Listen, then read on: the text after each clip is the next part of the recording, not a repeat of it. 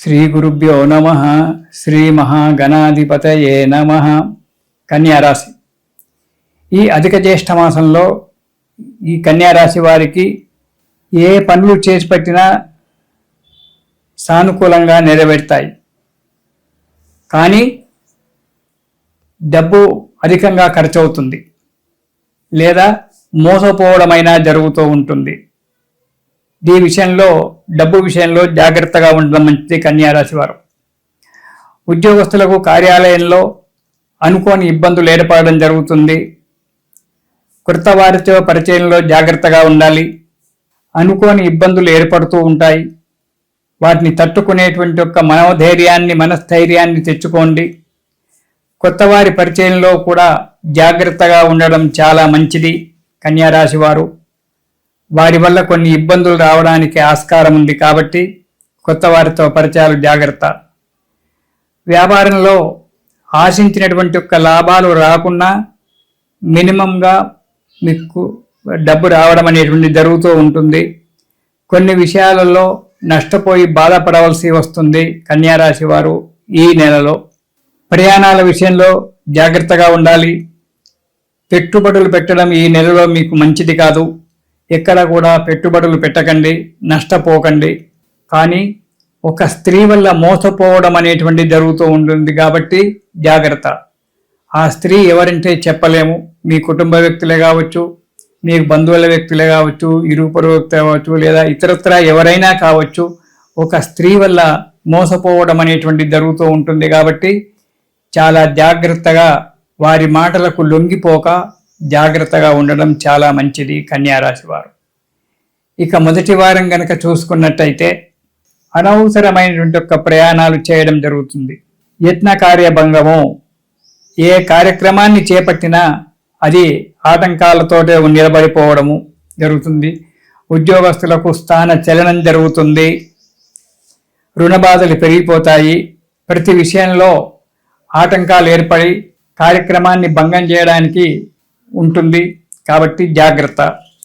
ఇక మొదటి వారం కనుక చూసుకున్నట్టయితే సదా నిరుత్సాహము, ఎప్పుడూ నిరుత్సాహంగా ఉండడము, ఏ పని చేయాలన్నా ఇష్టం లేకపోవడము జరుగుతుంది. అన్ని కార్యక్రమాలలో ప్రతి విషయంలో ఆటంకాలు ఏర్పడడం అనేటువంటి జరుగుతూ ఉంటుంది. కొన్ని పనులకైతే అనుకున్న దానికంటే ఎక్కువగా డబ్బు ఖర్చు పెట్టడము, దాని గురించి మళ్ళీ రుణాలు చేయడము అనేటువంటి ఉంది. వ్యాపారస్తులకు భాగస్వాములతో చాలా జాగ్రత్తగా ఉండాలి వ్యాపారస్తులు. ఆ భాగస్వాముల వల్ల కొంత మోసపోవడము, ధన నష్టము కలగడానికే ఆస్కారం ఉంది కాబట్టి వ్యాపారస్తులు భాగస్వాములతో జాగ్రత్తగా ఉండండి. కలహాలు, విరోధాలు కూడా జరగవచ్చు. వ్యాపార స్థానంలో నుంచి పక్కకు తొలగిపోవడానికి కూడా ఆస్కారం ఉంది. ఇక రెండవ వారం కనుక చూసుకున్నట్టయితే వృత్తి వ్యాపారాలలో మంచి అభివృద్ధి ఉంటుంది. సానుకూలంగానే కార్యక్రమాలన్నీ కూడా నెరవేరుతాయి. కొద్దిగా ఆర్థిక పరిస్థితి మెరుగుపడుతూ ఉంటుంది. అనుకున్న కార్యక్రమాలు ఏర్పడుతుంటాయి. మానసిక చింతన కొద్దిగా తగ్గుతుంది.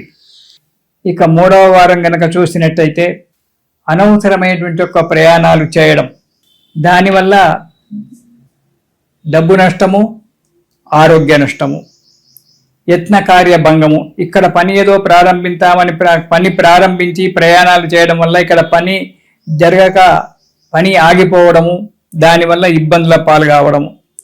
ఉద్యోగస్తులకు స్థాన చలనము జరగడం అనేటువంటి జరుగుతుంది. ఎక్కడ ప్రయాణం మీరు అనుకున్న చోటికి కాకుండా వారి ఇష్టం వచ్చిన చోటికి మిమ్మల్ని పంపించడం అనేటువంటి జరుగుతుంది. వెళ్ళక తప్పని పరిస్థితి. రుణ బాధలు పెరిగిపోతూ ఉంటాయి. రుణం మీద రుణం చేయడము, వాటి యొక్క ఇంట్రెస్ట్ కట్టడంతో మీ జీవితం ఈ నెలలో గడుస్తూ ఉంటుంది. ప్రతి విషయంలో జాగ్రత్తగా ఉండాలి. ఆలోచించి పని చేయాలి.